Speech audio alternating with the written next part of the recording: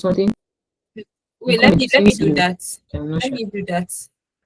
Maybe before my laptop Okay. goes off again, should be ready.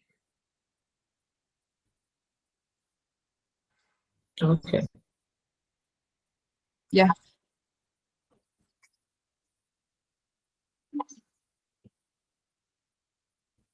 Yes, ma, you can go on. Okay. So I was kind of doing a little bit of introduction, but I think we're going to skip that and just go right into what we have for today. Okay. So let's go to the roadmap. Okay. So getting hired, which is everybody's dream after we finish our project, whatever we are doing, the whole idea is for us to get hired. So now the big question I will have to ask is, what are the roadmap for us to get hired? Do we just wake up in the morning and we apply for job and then we get interview and then we have the job? We have a roadmap. The first roadmap is for us to learn, and in the learning process is when we ask question. This is the part that you are expected to ask all your question: what, why, how, when, all the questions that you need to find out. How how can I solve this problem? When do I need to use this function? What is this function about? What is this about? What is this? So the learning process is a very important phase or important part that we need to talk about before we can get hired. But we understand that students will always like to jump the learning process, and we always want to kind of cheat during the learning process. We kind of try to lie to ourselves that we have actually learned that thing when we know that deep inside we don't understand it. This is a time where you give students projects, they use ChatGPT to do it. You ask them to do some assignments and they end up not doing it and all that. And if you are already making mistake in the learning process, if you're already trying to cheat in the learning process, the other process will be difficult for you. And the next second process is the build. This is where you connect, you learn. After learning, you connect whatever you have learned. You try to build something with it. So the building process is from the diagram that you see. This is where you need help from your mentors, from your colleagues, and all that. I hope you can still hear me. Oh, I will need somebody to be confirming if you can hear me, so that if you can hear me, maybe you can show thank you and an emoji or something. Okay, so the building process is where you connect with your colleagues, you learn from your mentors, and you try to build something. Maybe it can be a capstone project, it can be you doing one thing or the other. Okay, so that is the building process. And then what happened in this stage? This stage, when you decide not to build something, what will you show? That's the next process, the show process. If you don't build, you don't have anything to show. Okay, so it is important and necessary that you build something when you are learning. I'm going to be very practical in today's webinar because I'm going to be using myself as an example, and I'm going to be sharing the things that happen to me that I would not love to happen to you as aspiring data analysts, or those that already have this experience and all that. You will need to build, okay? And don't wait until you are perfect to build. I'm a kind of person that will I say I'm a perfectionist. I like things to be very okay. In fact, if I'm not in the right state of mind, I don't do a lot of things. I always want everything to be perfect before I show it, but that is not good. Okay, so when you are building, you should build even when you are learning. You should build even when you are not really sure that you know what you're doing, because building will help you to know your mistakes and know how to correct it. And then show. The show part is where a lot of people shy away. You don't want to show, but you want to be hired. You don't want to tell people this is what I'm doing, but you want somebody to hire you. Okay, something happened. In my WhatsApp status, I hardly post anything about me being a data analyst and just my personal life and all that. But I remember when I posted one time about my tutorial that I was running, and somebody came to my gym and was like, ah, are you I don't even know you have experience in data analytics and all that.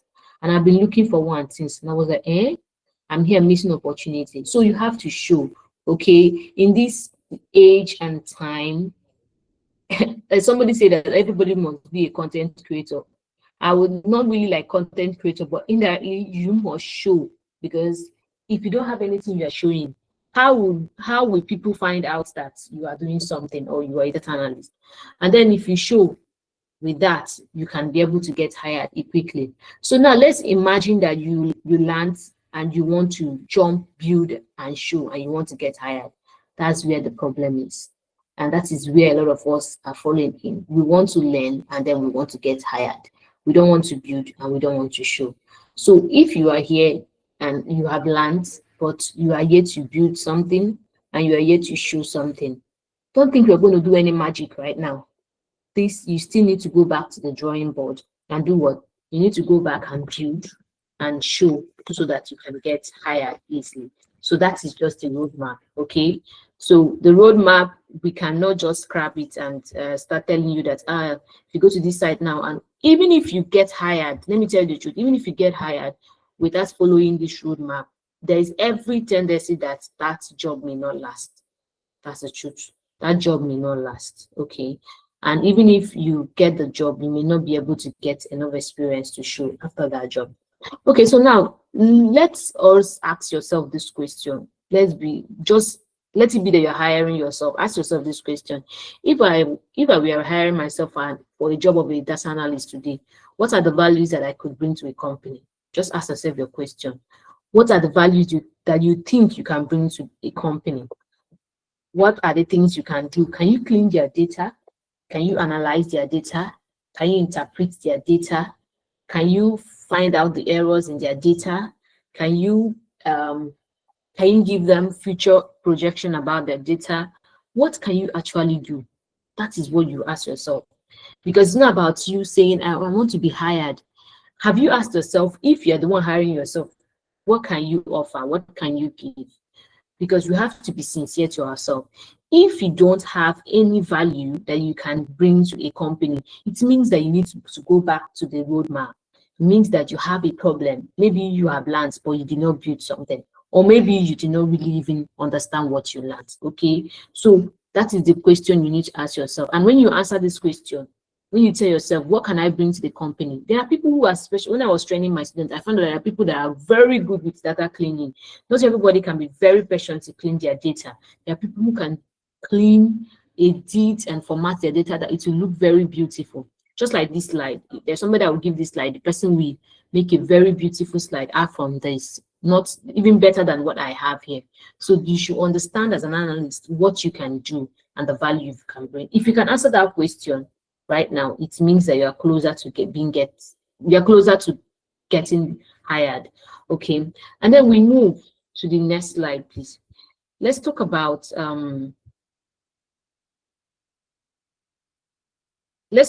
the key points. What are we going to achieve today at the end of this webinar?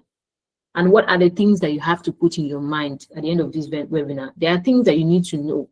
There are things that you need to tell yourself, the truth that you need to understand. The first truth is that data job market is competitive and the opportunity is rich. My dear, just like I've forgotten the person's name that spoke when he was asked, what do you want to achieve from the end of this webinar? The person said that he wants to know the strategies to get a job because this thing is very saturated, and that's the truth. You open LinkedIn today and you see a lot of job, data analyst, data analyst, data analyst. And just when you want to apply, you will see 100 people have already applied. 1,000 people have already applied. Everybody is applying. Everybody wants to become a data analyst. But the truth is that there's a lot of opportunities too. As the job is competitive, opportunities are also growing. So you don't just limit yourself and say, I think I'm tired of this data analytics stuff because of the competition in it. also know that opportunities are there.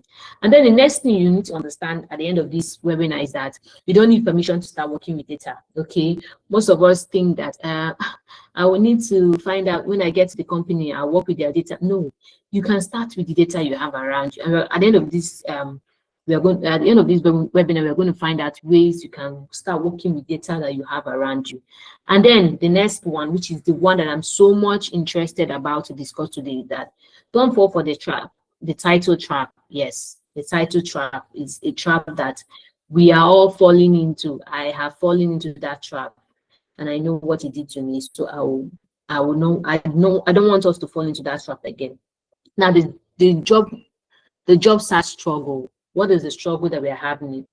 What is the struggle that makes people not get hired? The first struggle is the poor positioning.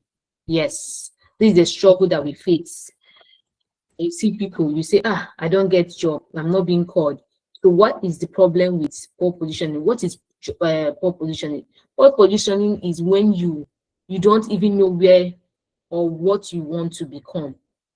There are people like that. They love finance data, they love health data, they love this data, they are working on this project, they don't have a niche. And as much as a lot of people will say that it's not good to have a niche, you have to be a generalist, because you must have a passion. Okay, you have to position yourself to understand what you want. What do I really want? It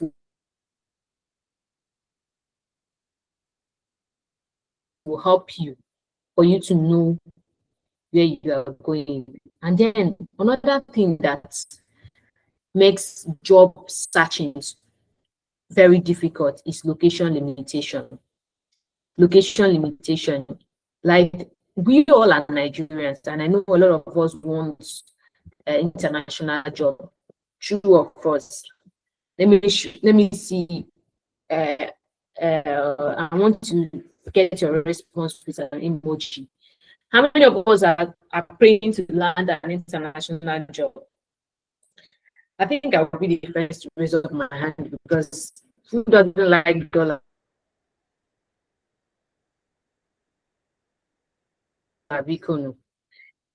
I want a dollar job. I know many of us here want a dollar job, right? Is it only me that wants a dollar job? Am I the only one that wants a dollar job? Oh, okay, Gabriel wants a dollar job like me. Okay, others, Alfred and that. Yes, I know a lot of us want a dollar job, but location can be a limitation to us. Okay. I noticed that there are some companies that I have applied to, and maybe you apply and they see that you're from Nigeria, they'll just send you a rejection email and they can say, oh, I'm sorry, but we are not accepting people from the location. You see these kind of things happening. Ayomite, you are raising up your hand. Please, can you unmute and speak? Okay, I think it's a mistake. I'm not hearing anything from from him or I don't know if it's a male or female. Okay, so let's continue. So the location can be a problem. Okay, the location can be a limitation, and not just international job. Okay, let's talk about local jobs. That's jobs that are in Nigeria. Now, I moved from Lagos to I got married. I want to share my personal experience, please. And I came to Port Harcourt, and then from Port Harcourt I came to Abia. And then I'm looking for opportunities. I'm looking for transitioning into a higher role from what I was doing. Many jobs that I was applying to required me to work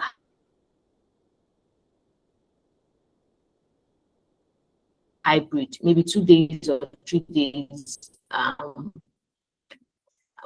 site, and then 3 days remotely. And I cannot be able to do that because I need a permanent remote job. And that's a problem because my location right now is not aligned with the location of where the job is. Most of the jobs are in Lagos, and most of them are in Abuja. And I have maybe no job at all in my location. So that can be a problem. So you should understand. I don't know where you're joining us from. If you're joining from areas where as not in Lagos or maybe you should understand that your location is already a limitation. So you don't have to kill yourself over it. You should understand that. Please, can you hear me? Okay, Alfred can hear me. Okay, that's okay. So you should understand that your location can be a problem. It can be a limitation to your job search. So what do you do if that's a problem? What are you supposed to do? What you're supposed to do is you either try to move to locations where you can find opportunities, or you look for opportunities in your location. Okay. Is either like, and let me repeat myself, you move to where there's a lot of opportunities, or you look for opportunities in your locations. Okay. And then the other problem that we have in our in our job search struggle is no real portfolio. There's no real portfolio. We're going to talk about that. That's a very important topic. So I'm going to skip that. And then lack of hands-on experience, lack of experience. Okay. You see some job, they say they need 2 years experience, 3 years experience, and you're like, for your experience, your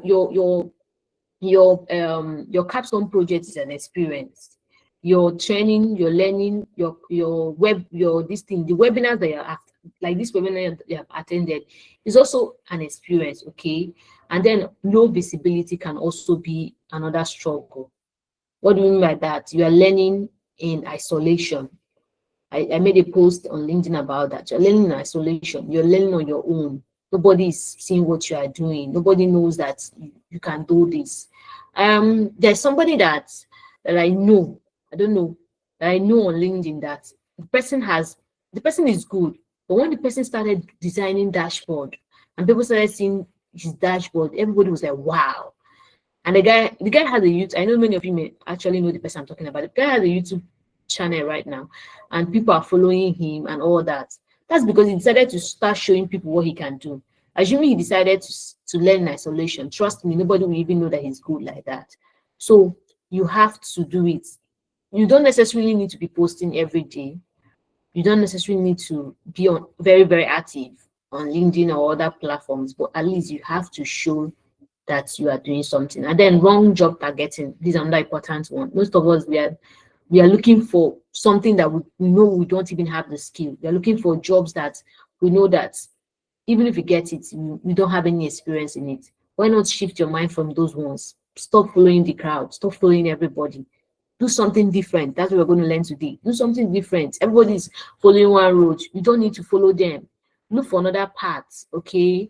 And you see, then inconsistency. I struggled with this sometime. I know a lot of us struggle with it. We are in today, we are off today. It's also a struggle, okay? And this can help make us, this can hinder us from not getting our jobs immediately and not getting hired. Okay, now let's go back to the next slide. You have learned, okay? You have done your trainings beyond tutorials, beyond the learning that you have done. Now, the question is, you need to do something that people will see, which is what we call projects. You need to work on projects. Now, if I ask the question, what's your biggest challenge with projects? Is it finding idea? Is it getting data? Is it knowing what analysis to do or presenting finding? I ran a poll on LinkedIn to ask people what their problem is when they get a data. And a lot of people, trust me, is trying to know the analysis, what to do, trying to find it.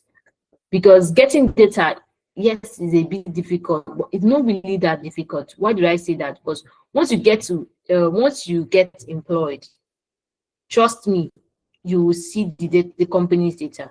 Just like if someone working in finance department, once you get hold of their bank statement, you get hold of their balance sheet and all that.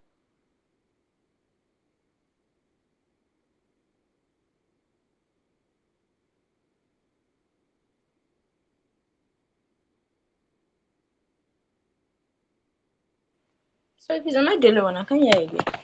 I can't hear her again. Oh, her network, I think. Their bank statement, they have so income, they have so debit and credit and all that. But the problem is now knowing what an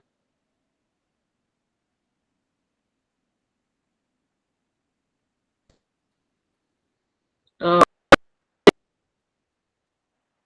I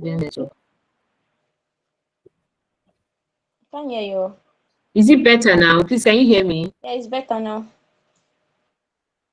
Okay, thank you. So I was talking about beyond the tutorials, What is your biggest challenge with projects? Because I know a lot of students run away from projects. Once they get the project, you see them run away. The problem is it's finding the ideas, getting your data, knowing what analysis to do and all that. I think the biggest problem is understanding what the analysis to do. Because I said finding ideas, getting data is not a problem, because any company or any organization that you find yourself, trust me, you're going to get hold of their data. So getting the data may not really be a big problem for you. But the problem now is, what are you going to analyze? Because that's everybody's problem.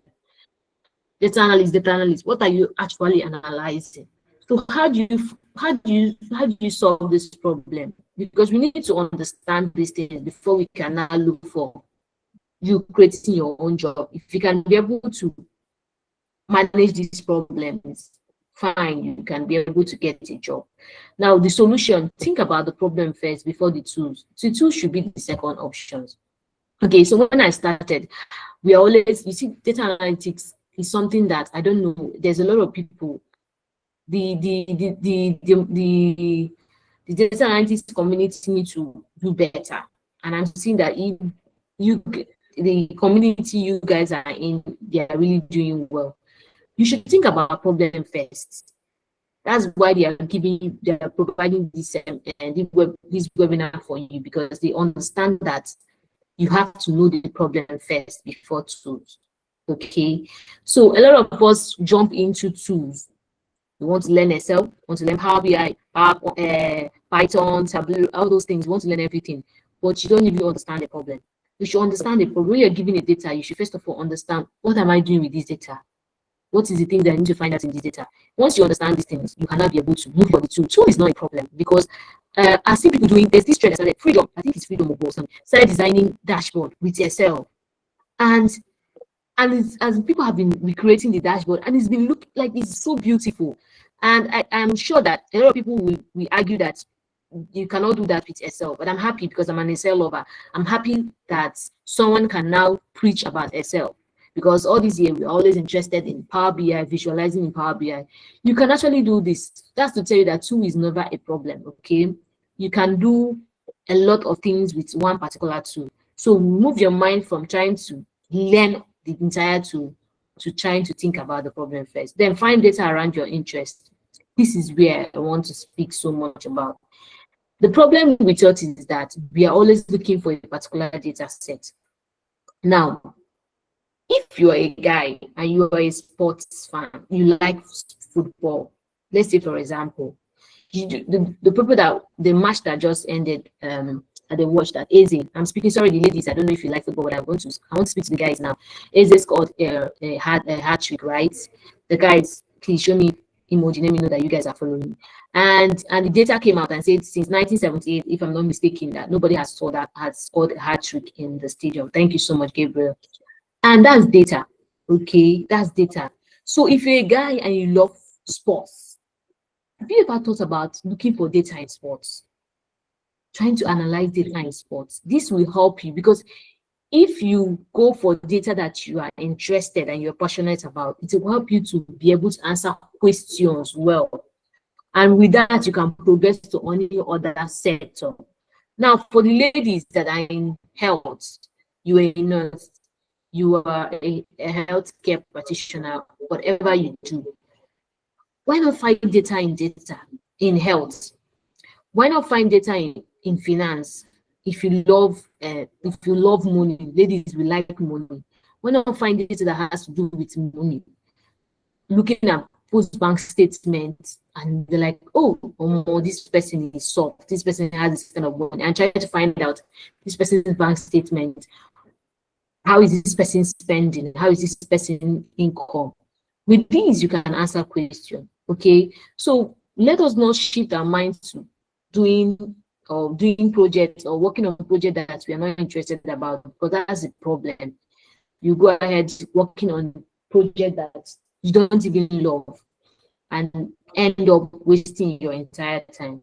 So please, I will encourage you to look for something that you love. If you like projects, if you like if you want to analyze on risk or fraud, just look for data. There are a lot of data that you can practice with. I don't want to waste our time. Let's move to the next slide. Portfolio parts. Okay, that's the next slide. So let's talk about this because this is a very big problem. When you learn, you build, and then you show. And the show part is where the portfolio comes in. So a portfolio is like a proof of your ability, not a claim. Everybody here is claiming to be data analyst. True or false? The answer is true. Okay, we are all claiming that we are data analysts. Everybody's claiming data analyst, data analyst, data analyst. If you go on LinkedIn, it's on our headline, data analyst, data analyst. A lot of people are data analysts. But now you need a proof to show that actually I'm a data analyst. Okay, and that's where the portfolio comes in. So now the question is, what's stopping you from building your portfolio right now? And what is the problem? If I asked a lot of you now, many of you will say, I've not gotten the project or time or this thing. For me, my biggest problem in building my portfolio was perfectionism. I just wanted to be perfect. I wanted everything to be so perfect before I can project it. I wanted to have a perfect project. I wanted to have a perfect topic. I wanted to analyze everything perfectly before I can show the world. And I want to tell you that if you like, from now till tomorrow, start looking for the perfect project. You're not going to see it, okay? Because that thing you think that you're working on that nobody has worked on, it will shock you that thousands of people have worked on it, okay? So there's no perfect project there. Just find the one that you can do and do it. Now, what is the problem? Why is portfolio very important? Portfolio is more important than certificate because certificate is something that if you put your mind into a few minutes now, you can get certificate from Coursera, from Udemy, from wherever. But portfolio is like you building something from scratch. And then it makes it more compelling. It makes people understand that you're doing well. Oh, that's what portfolio is all about. You're trying to tell them that, oh, this is what I do. And then what are the mistakes that you see in portfolio? I'm trying to rush because this webinar, we are not going to stay too long. So what are the common portfolio mistakes that I see? And this one, I have to be honest with you. This is what I see. When you open people's portfolio, you see these two formation. Let me use, because I love football, so I'll be using football terms. You see these two formation or 2-1-2 formation. What do I mean by that? 2 Excel projects, 1 SQL project, and 2 Power BI projects. And some can project to 1 R or tabular project. And it's just there. Everybody keep repeating the same thing. Everybody keep doing 2 Excel, 1 SQL, 2 Power BI. And it's not bad. I'm not saying it's bad that you don't need to show that you have experience in SQL, Power BI, and all that. But I think it's just a trend that everybody's following. Who said that we should do it that way? If you are good with Excel and you know that you are really good, you can do a lot in Excel. Why not your portfolio show so much on Excel that even people, when they open it, they will find out that this person is an Excel lover. This person can clean data. You show people how you clean this data from being a dirty data to being a very, very good data and neat, clean data. Why is everybody doing one particular project? Everybody is wanting to do 2. It's like a trend that you must have 2 Power BI, at least 2 Power BI, at least 2 SQL. And trust me, many of us are even doing the SQL, don't even know. We just copied it. And that's wrong, okay? Let's not fall into those mistakes. If you are good with Excel and you know you are good, you can have 2 or 3 Excel projects and maybe 1 SQL Power BI project there.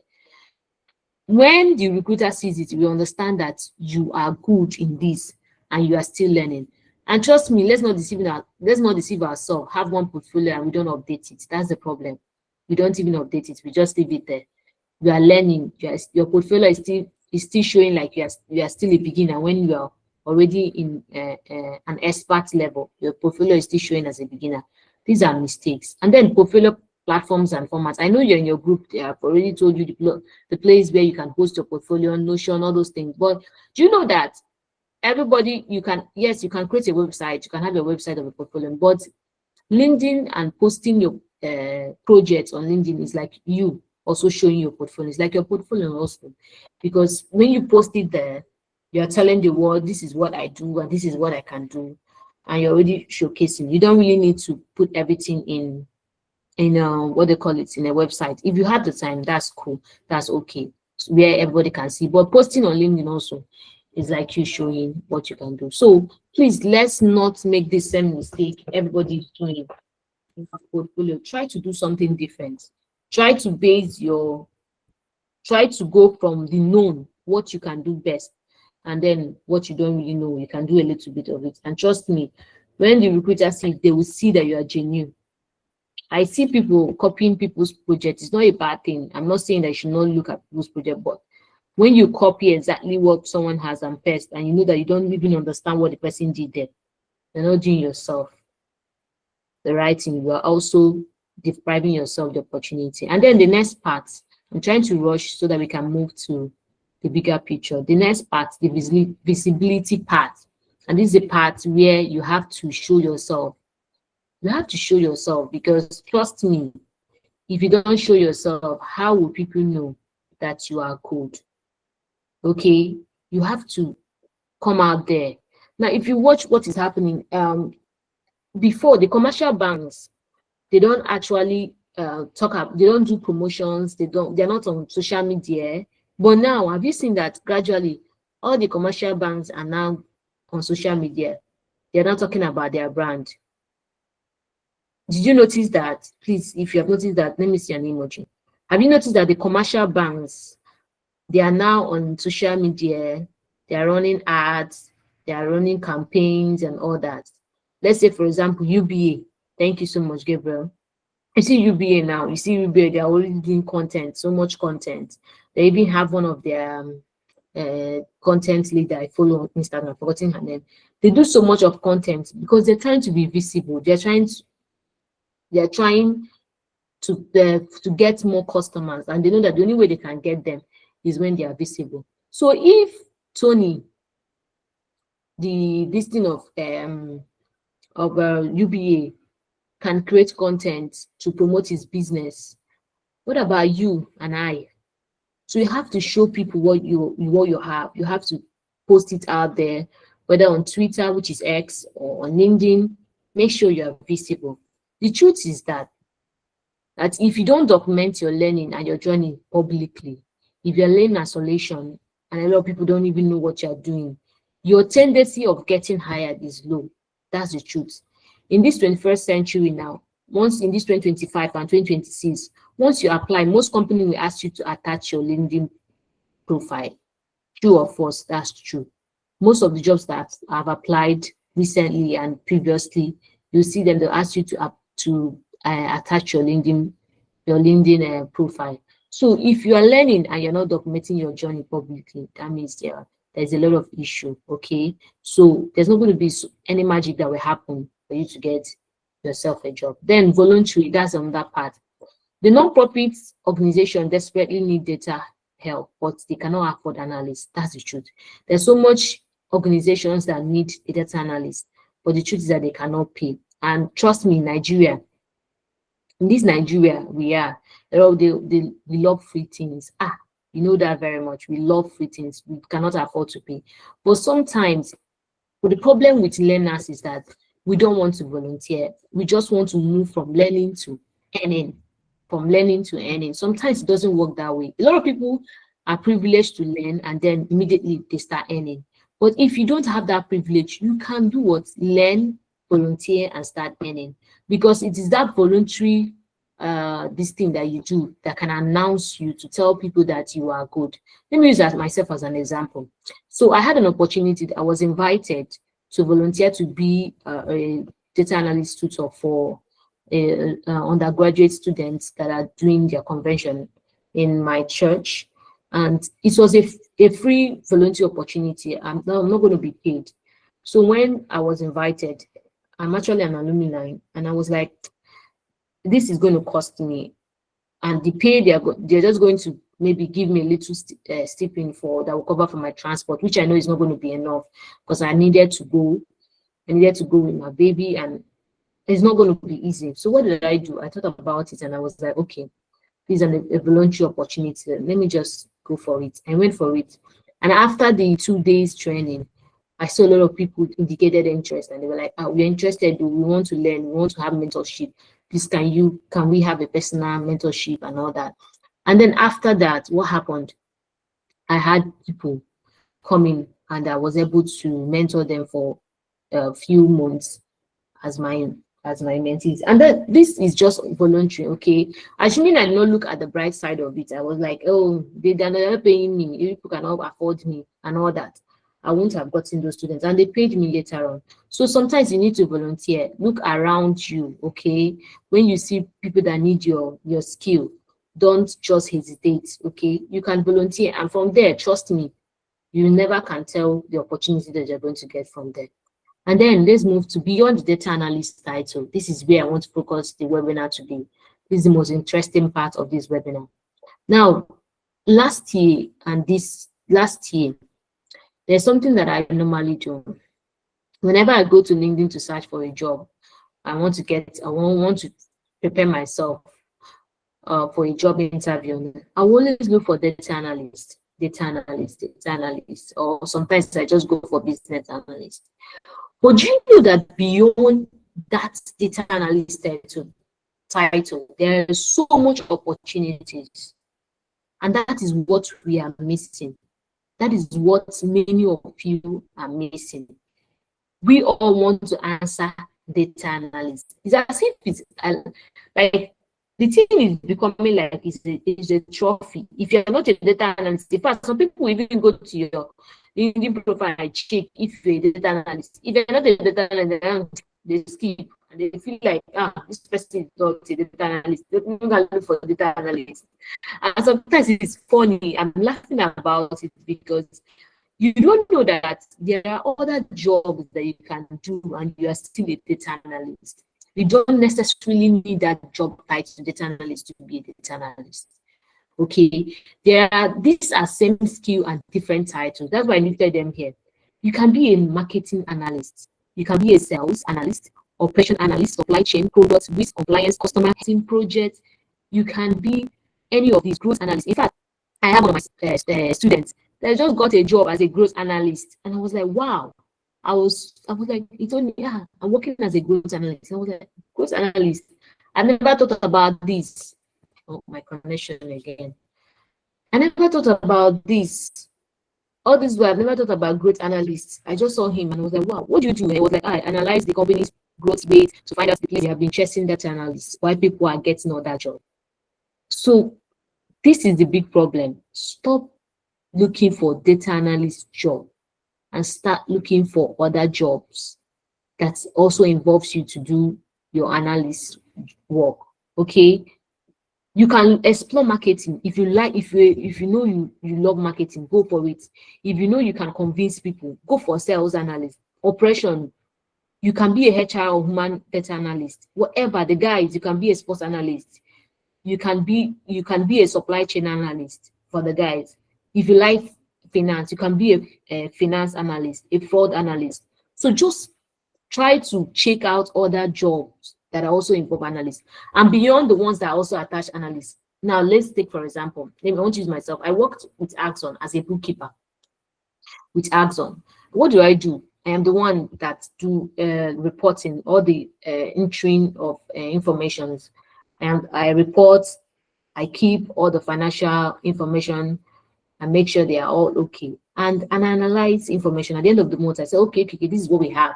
This is how much we have. This is how much we spent. And this is, by default, I am also doing an analyst job, but in another title.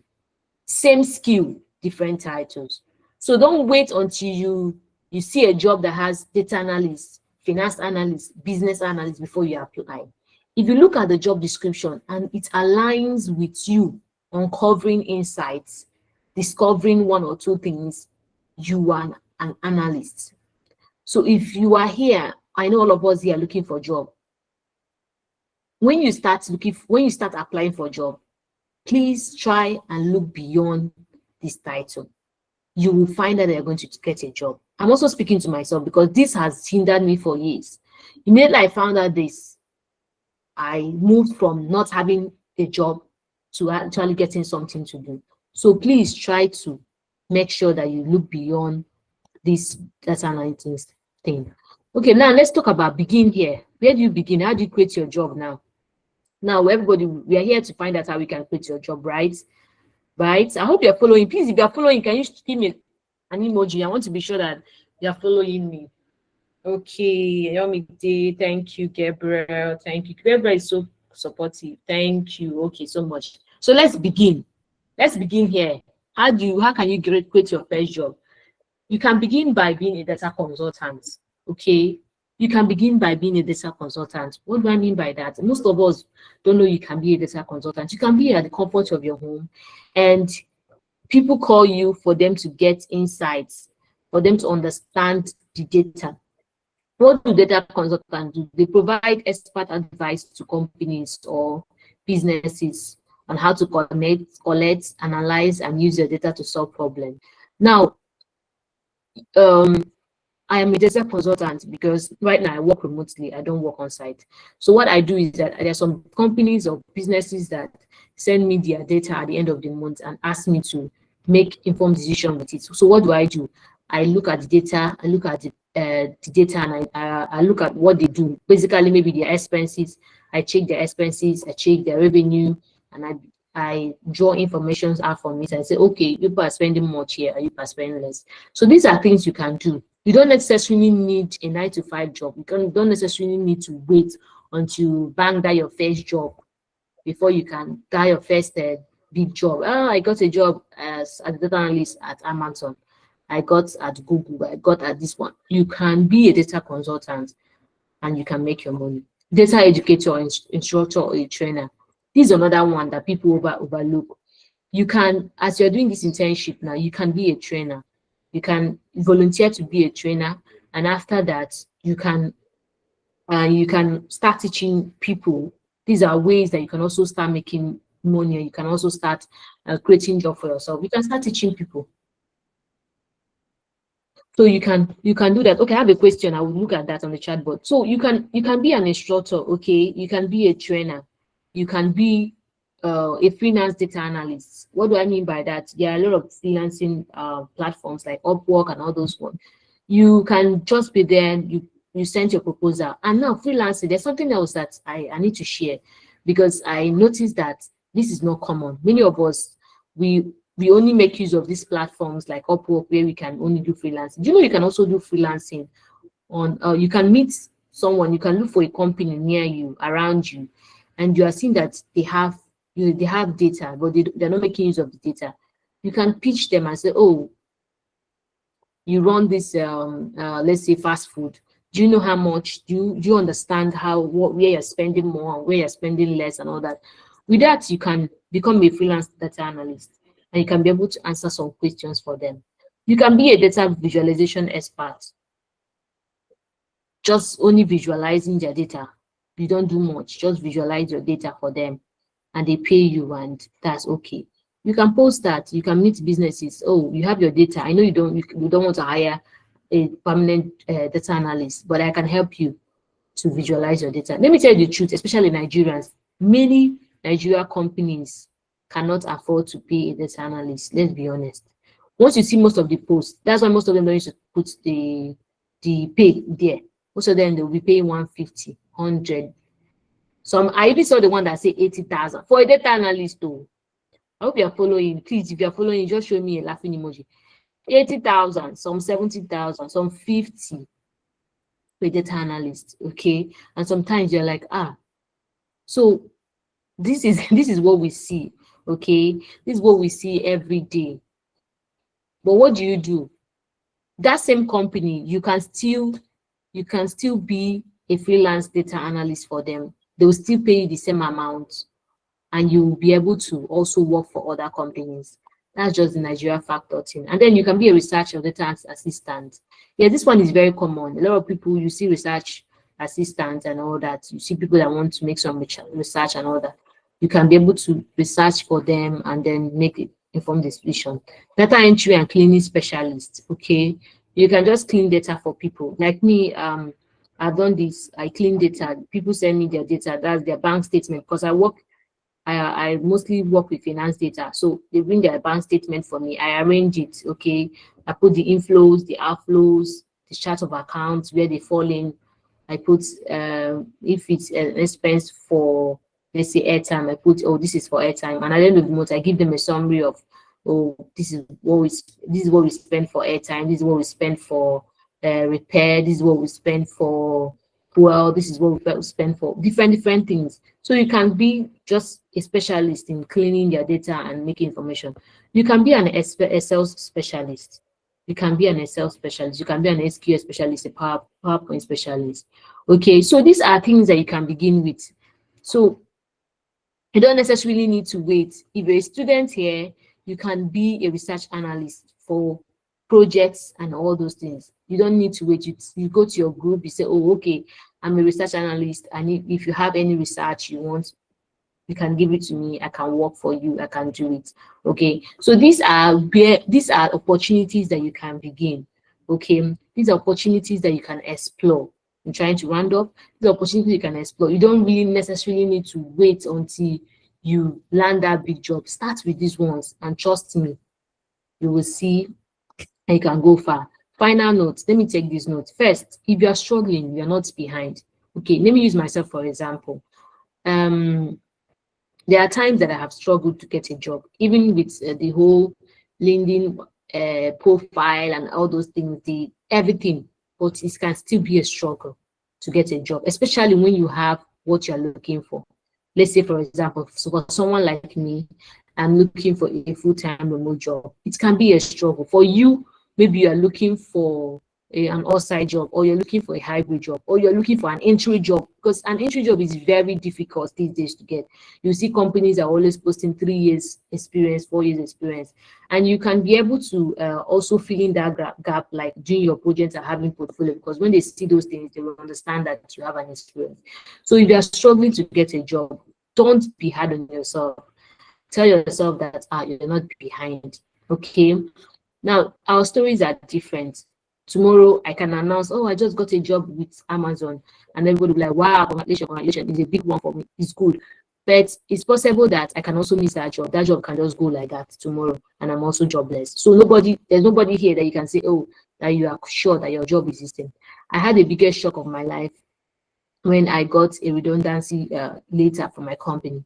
So it's a big shock for me. I wasn't expecting it. I wasn't planning for that, and it just happened. Okay, I would say that I already have a job. So you cannot say you have a job. It's possible that your job can just you can just wake up tomorrow and you don't have a job again. So if you are job hunting right now, don't feel bad. Okay, there are opportunities out there, and trust me, you're going to get it. What matters is not where you are today, but the system that you follow from here. So if you follow these systems and these practical processes, trust me, you're going to get a better job. And then you can break into data. It can happen faster than you think. Let me tell you, there's nothing, anybody that is telling you that you learn and then after 6 months, after 1 year, you get a job. It doesn't work that way. It's possible that after learning, you get a job. There are people that still need to work after learning. They need to practice. They need to develop themselves, and then they will not be able to get an opportunity. It depends on your process. It depends on the process, okay? So there's no roadmap to you getting a job. There's no roadmap of 1 year, 2 years, and all that. It's just you to be consistent with whatever you're doing. And then the timing is important. I have to talk about this. Timing is important when it comes to applying. Now we are in November and next month is December. Companies are closing. They're trying to close for the year. They're trying to. So imagine last month, I was just looking for opportunity because there's this opportunity that I'm looking. There's this part of analysis that I want to go into that I found out that I'm actually passionate about. And I was starting to look for job opportunities there. And I found out I wasn't seeing much of job posting there. So you should understand the timing, okay? When you're applying for a job, know the timing. Like now, if you're looking for a job now, you may not really see much job. But when it comes to the beginning of the year, there's always this rush, there's always this flood of job. You see a lot of job posting everywhere. I'm looking for this, I'm looking for that. So what do you do this period now? This period is for you to start getting yourself ready. Get yourself ready. If you have not build now. If you're not visible, be visible now. So that once 2026 comes and that rush of job, this thing comes, you apply, and trust me, you will also get a job. So don't be hard on yourself. Don't think that you are left behind or you are just wasting your time. Just know that you can do it. And then with this, I want to tell you that jobs are out there, okay? And if you are not seeing the ones that the companies are posting, you can create your own. Like right now, I would say that creating your own job is kind of even more is more flexible, is more interesting because you don't necessarily need to beat timelines. You can do it at your own pace and at your own time. So while you wait for the big job, create yours. You can learn, you can teach, you can volunteer, you can clean, you can do reports, whatever it is. Just try and see how useful you can be and how you can put your skills that you have learned over this time into a practical thing. So thank you so much. I'm going to be looking at the questions here so I can get questions and we interact. I've been talking, I've been speaking. I think I will need to give time for questioning so that we can get this more interesting. I know that a lot of people will have questions. Maybe there are some points I did not cover, and there are things that you're looking for. Now, this is your time for you to ask your questions, and I will take it. Okay, Alfred is ready. Thank you so much. So, as I'm seeing question from Vivian, he said, so recently someone asked me if I can work as a solution architect, and I was applying for a business, and I said no. I can go back and say yes. Oh, this is look at the problem. I imagine now Vivian had an opportunity. Someone is asking you, and you are saying no. Okay, now, do you know that the main thing is when you understand your data? That's what I said at the beginning. If you can remember, I said it's not about having the data. It's about understanding it. So when you understand the data, trust me, you can answer any question from any sector. Okay, it's just like someone gives you a data in finance and say answer. You need to understand what is this. Okay, this is a bank statement. What is the bank statement? The statement is talking about withdrawal and deposit, right? Okay, so what can I do? I'm trying to find out how many withdrawals that happened. I'm trying to find out how many deposits that happened. Are you seeing it? With this, you're already answering the questions. So you would have taken this so far. Yes, a solution architect. Oh, sir, you make a research. What are they doing? What are the data they have there? With that, you can check. In fact, the problem is that we all want to learn before we want to learn everything before we get to the job. You are going to learn on job. Trust me, there's no company, they will train you. Take it. First 3 months, they will train you. And once you are trained, you will, for the fact you already have the mindset of being an analyst, you can be able to conquer. Okay. So please, Vivian, go back and say a big yes. Say a big yes to that opportunity. Business analyst is nice because you can be a solution analyst. You can, and trust me, you'll be able to do it. Okay. So Alfred, I want to take your question now. Thank you. So you Okay, can unmute it. Okay. Thank yeah, you. good evening, everyone. Good evening, Good ma'am, and thank you for this evening. opportunity. First of all, I want to really appreciate your teaching. I mean, the way you teach, I really enjoy the teaching and everything, and I've Thank learned a you. lot. So, I have about okay, let me say two questions because you've answered most of my questions. Most of my questions while teaching. So the Okay. first one is about tools. So I understand that It's about tools, the two. tools. Okay, two. Okay. Like, Yeah. so I understand that sometimes if they are looking, if they are posting about job, they will, most company would like to be specific about the the tool they want. They Yeah. need you to they need you to have experience. But so in my own case, okay, in my own case, I actually like Excel. Though I have some experience, I mean, I've learned some basics skill, some basics this thing about other skills. But I so much love Excel, and I believe that there's nothing other this thing can do that Excel cannot do, which I've also most of the time try to practice on Excel. But in other words, sometimes I'll be doubting if some professional analysis, I mean, analysts are using other tools instead of sticking to one. Why am I the, just me that is I just get. coming up trying to stick on a particular tool? That there is something there that's that makes them to want to know more than want to. But I think your teaching today have opened me to understand that um, it's about knowing all the tools. I mean, is you are just trying to know all the tools. It's not like all the tools you need it to work. I mean, Mind your to job. complete a particular task. Can you hear me? Are you? Can you hear me, ma? Yes, I can hear you. So Okay, that is about can I that for the speak? tools. So Can I speak on the tool? yes, ma. Okay, so I think I'm also a victim of this. Okay, there's a post I made earlier this year, and I said I made that post. I said I regret waiting till I'm ready. Okay, before I can apply for a job. Okay, all this why I had opportunity that I missed a lot of opportunities before family came. Sorry, I'm trying to share something personal to me. Pregnancy, childbirth, family, and all that.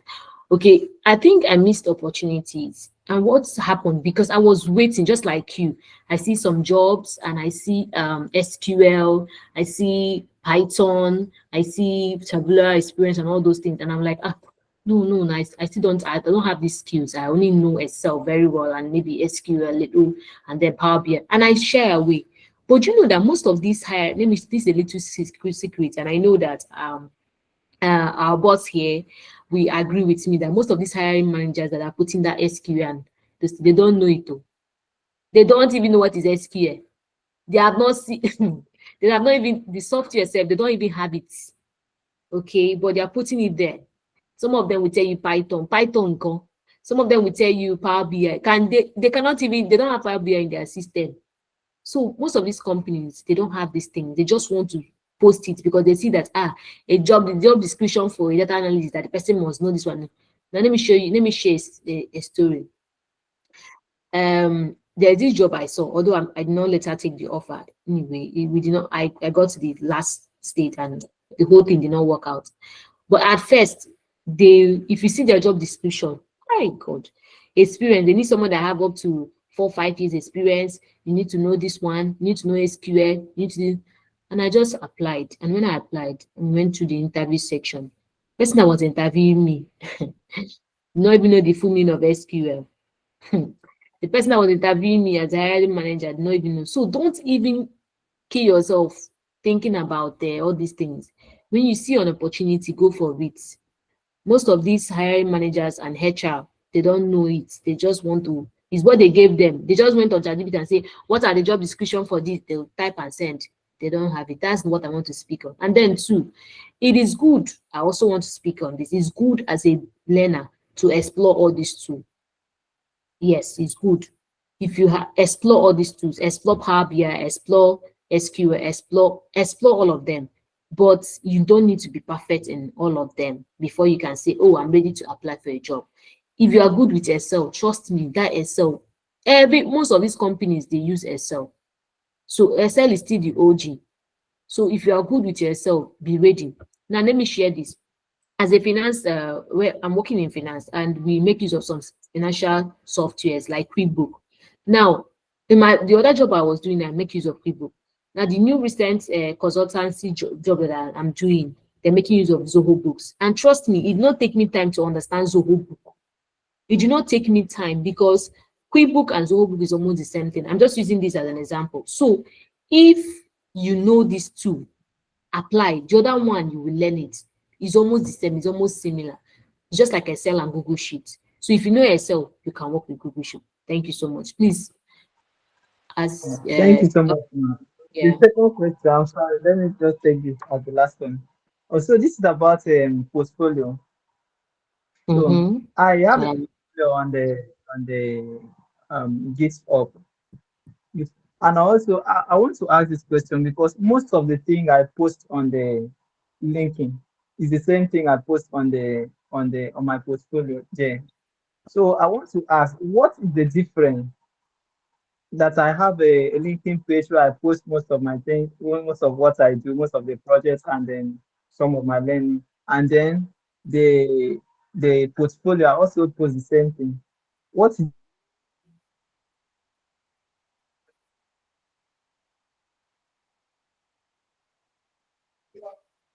Okay, I don't know if I can. Is it my network?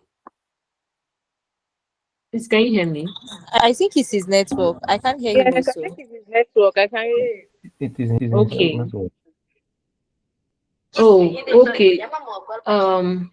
I think I got part of his question. He's saying about you're posting same thing on LinkedIn, and portfolio? you also have it. Is that Yes, a I can. We question? can hear you now, Alfred. You can go ahead. Okay, so Oh, your network is bad.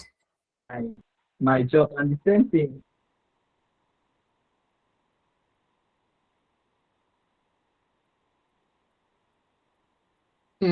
Okay.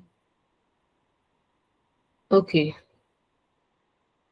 Okay. I think I got part of your question, but I don't know if you're hearing me. So maybe I saw Gabriel raising his hand. Maybe we should take Gabriel's question. Then when you are back, I can answer your question. Gabriel, please, you can unmute your mic and ask your question. I saw your hand. Good evening, Good everyone. evening. Good evening. Thank you so very much for the wonderful workshop or seminar. Thank you. Please, one challenge I normally have is being consistent. And you talked about it. Inconsistency is one of the problems. Like you said, the job search struggle. So, is there a way one can overcome this inconsistency? And another thing I want to add to that is the ability to decipher the information that can be gotten from data sets. I don't know where that falls in learning.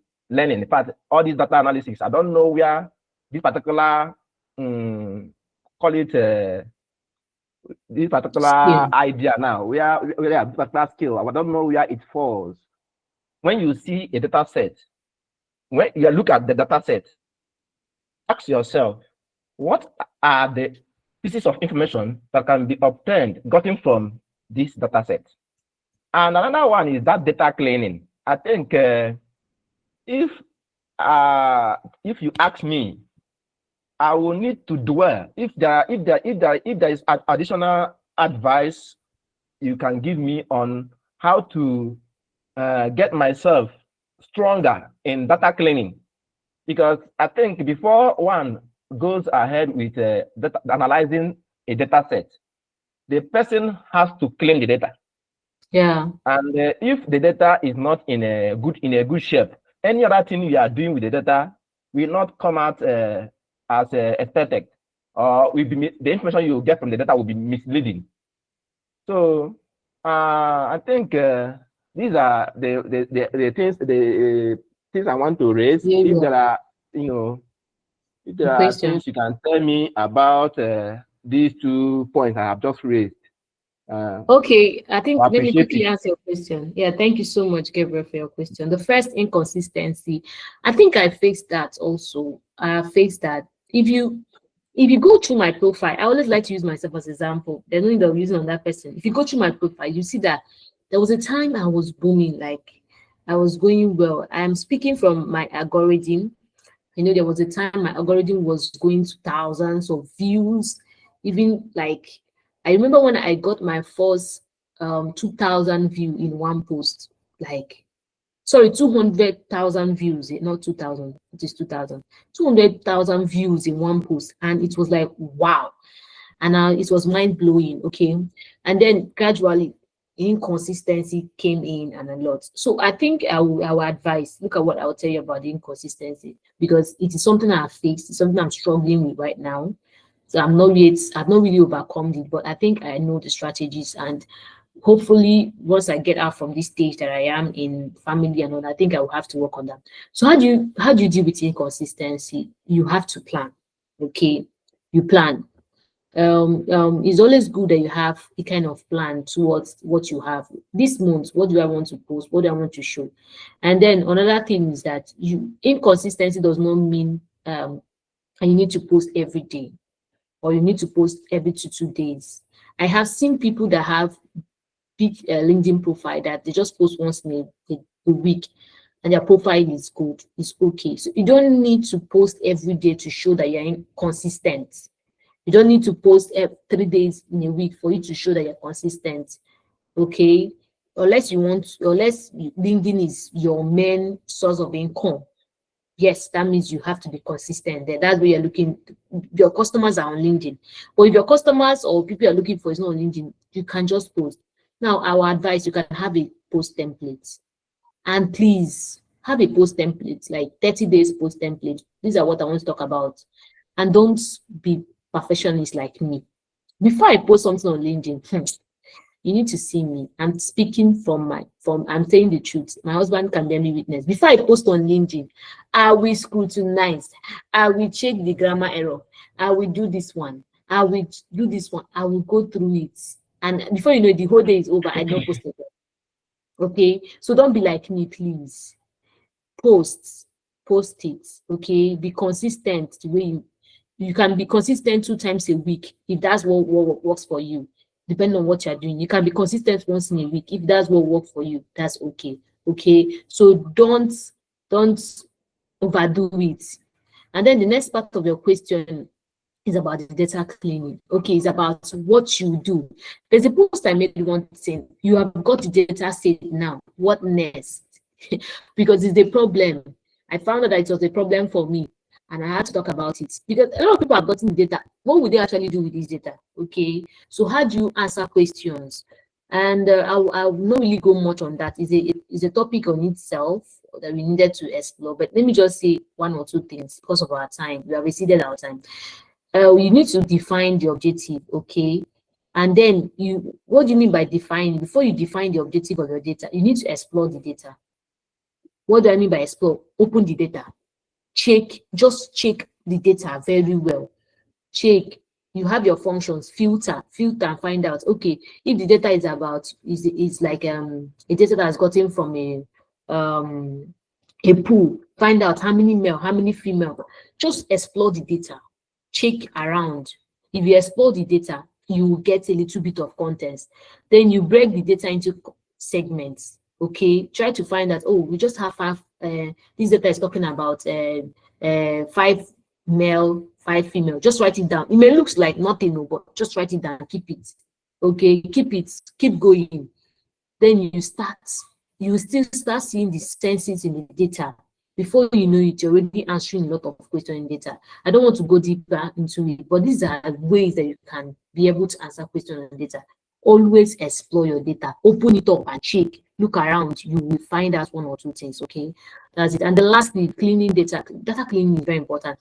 In fact, anything you're doing with cleaning on data, I also have a post I made. I think I should start with sharing my previous posts that I have on LinkedIn. All those things that I have, I think they were very valuable because I talked about most of these things. I had talked about clean data versus listing data and how you can clean your data step by step. Cleaning your data is you should understand there are techniques of cleaning data depending on the platform you are using, okay, and all that. And it's important that you learn how to. I'm trying to see if I can get that post.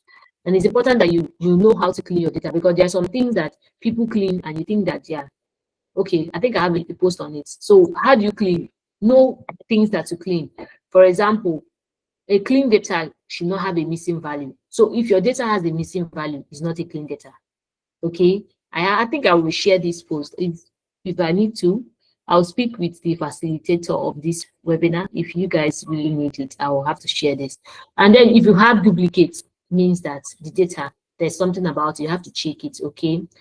Then if your data should be up to date, if your data is updated, that means there's a problem, okay? These are ways that you can clean your data.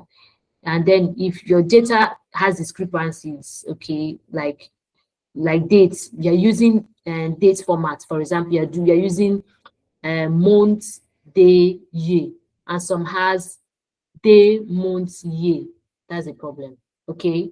So these are things that you look out for and you can be able to clean your data. I hope I've answered your question, Gabriel. Thank you so much. I'm seeing her from Ayomide. Let's take Yes, Ayomide. yes, So ma. that Thank you so much, ma. thank you. Thank you. Ayomide, please unmute. Okay, good evening. Okay, please can you hear me? Good evening. Yes, I can hear you loud and clear. Okay, because I'm on the road and cars are honking. Okay, thank you very much, Ma, for this webinar. It's an opportunity to hear you speak and everything. For the words you've enlightened us, I really appreciate it. So I think Fred was about to like ask my questions, but unfortunately his network just went off. That's why I did Oh, not even remove my hand. So concerning the portfolio, you mentioned that we can post. We don't really need to have like a perfect job, before we can post on portfolio. Because from me, from my own POV, I'm that person that has a lot of projects that she has worked on, both Power BI and Excel, but none is on my portfolio. In fact, I tried to create a GitHub portfolio. I gave up in between. I even opened like a data science portfolio. I managed to post like, I think one of my projects, and then I've not posted any. But I always try to post on my LinkedIn, even though when it's not even looking like it, I always try to post on my LinkedIn. And recently, I noticed that people that apply for jobs now, job owner are like asking for their LinkedIn link, profiles. Yeah. sometimes. So I'm always like, I feel like there's no really need to just concentrate on that portfolio thing. But let me just concentrate on my LinkedIn account, and refurbish it and just make it look ready for stakeholders and people that are employing. Do you get? So my question now is that what would you like tell me to do? What's your advice for me?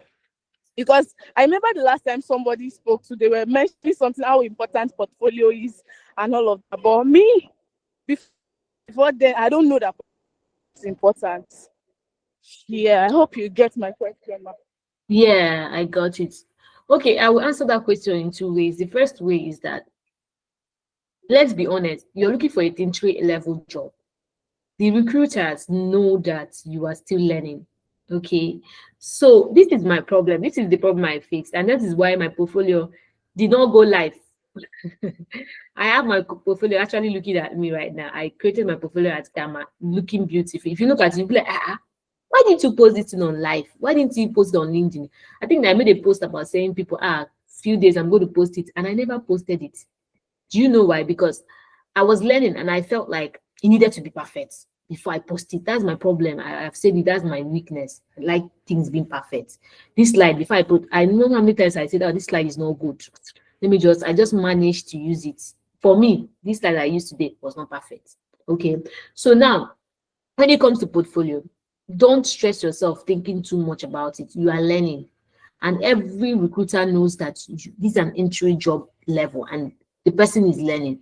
Because if I am the one hiring, I'm speaking from my aspect. If I'm hiring and I see your portfolio so perfect, there's two things. It's either that you are actually not an entry level, or you copied, or you use the guided project to do this. Because I expect to see some little mistakes and here and there, some little things to understand that you are learning.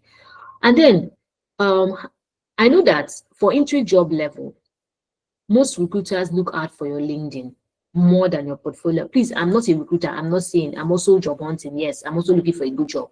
So let's not be like I'm assuring you, like I know I'm 100% sure.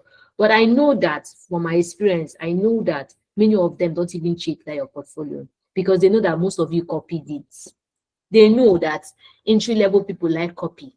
So when they actually start asking so much about the portfolio is when you are now maybe in the intermediate or senior role. That's when they want to see something that you have built from scratch. So I would say, Ayomide, that you need to have your portfolio website. It's good. In fact, my own wasn't live. I have right now the ones I can send if I'm looking for a job. But if you can build it now as someone that is learning, it will be very good. Trust me, once it's life, it's life. What you can only do is to be updating it, and it's easier once you already have it. Okay, and then LinkedIn, make use of it. You can make use of your LinkedIn because most of these recruiters don't even have time to start checking that your website. Click on my website to see my portfolio. Most of them don't have time.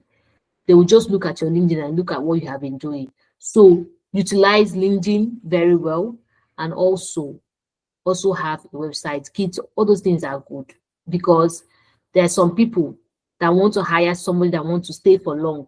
Depending on what the company wants. If the company is hiring somebody that they need to stay for long, they may want to see your projects together and see what you can do. So I hope I've answered your question. I don't know, but okay. Thank you so much. So I don't know if we still have any question. I don't know if we still have any question. Okay, I think We are, we have us. Okay, where can we sorry. get The data? question is that even if you have to like open a portfolio, what portfolio sites will you like recommend? Like, will you like mention for someone? Okay, we have Notion. There's Gamma. There is there's so much of them. Let me. I think I made a list of them. I made a list. I have Notion, Gamma. Those ones are already made. Let me check. So there are places you can actually this thing create your portfolios, and they are free. We have this is it Linktree or what? I don't know if I'm pronouncing it well. So many of them. Or maybe I would, yeah. So we have, I think, yes, I've gotten them. I have Card, we have Notion, we have the Gamma. That one I'm using. I've used Gamma and it's nice. We have the Netlify. We have Wix. Those ones are good. Okay, those ones are good. And I think Notion and Gamma is like kind of AI. It's Canva has so much templates. It just give you a guide. You don't need to. Notion too is good. Wix, depending. There's so much you can search. You can see the ones that are good. They are free. They are free website, and some of them already have templates, so you don't stress yourself too much.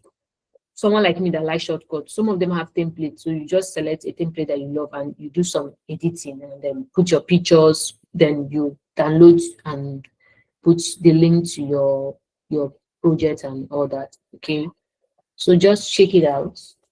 I don't have I don't have anyone that is special. Notion is good, Gamma is good, Card is good. Anyone you want. Okay, I'm seeing a question. We need to round up. Uh, there's someone that is waiting for me. My baby is waiting. Please, ma, I hope we will still reach out to any. Okay, if there's any additional question, the facilitator is there. We can always talk about it. Thank you so much for your time. Thank you. I appreciate. I will let the facilitator to say the closing remarks.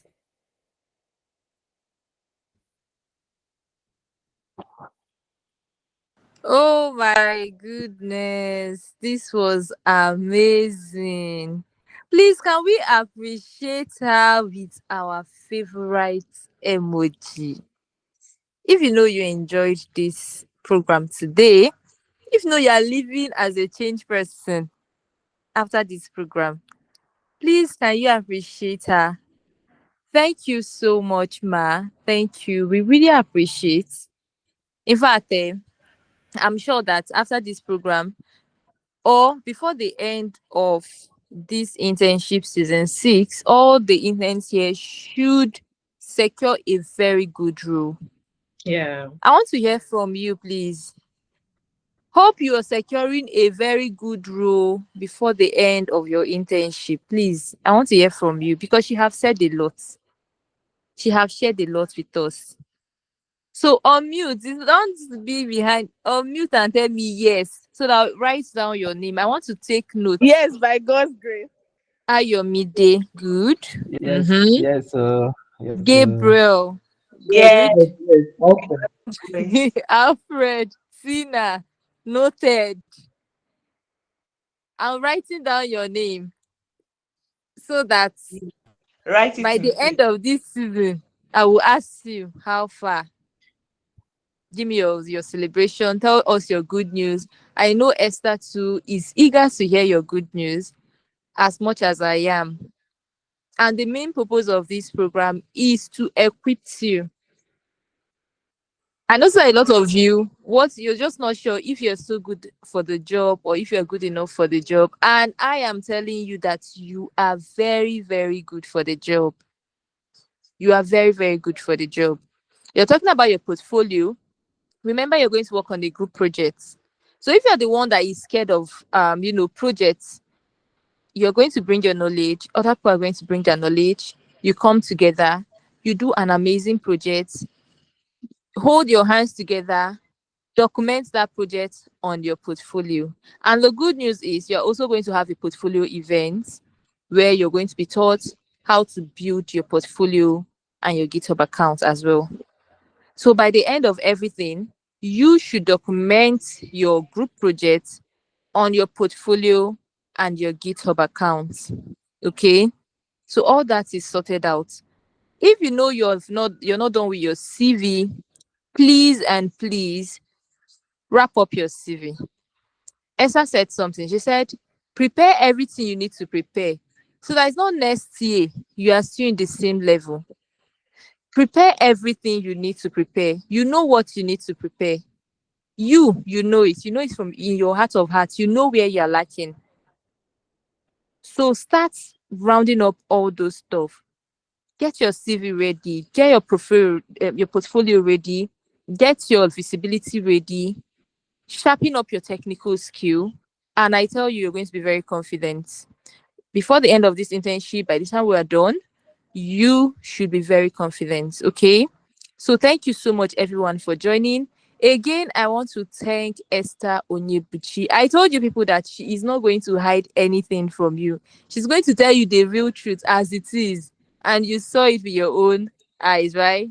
Good. So now you know why we brought her to come and take this important topic, because this topic is very, very important and it is something that is going to shape you and give you the push you need. So by the end of today, I should see a lot of you submitting your CV and a lot of you going for those jobs. You're not going to wait for the job anymore. You're going to go get them. Okay. Thank you everyone for joining. Thank you, Esther, for the wonderful section. I learned a lot. It was impactful. It was impressive. It was everything we could think of and more. We appreciate you. Thank you, interns, for joining. Start showing up. Thank you. Have the confidence in yourself, and you're good to go. Thank you. Thank you so much, Ma. So, have a wonderful day, everyone, and bye bye. Thank you. Bye. Thank you, Ma. Thank you, Ma.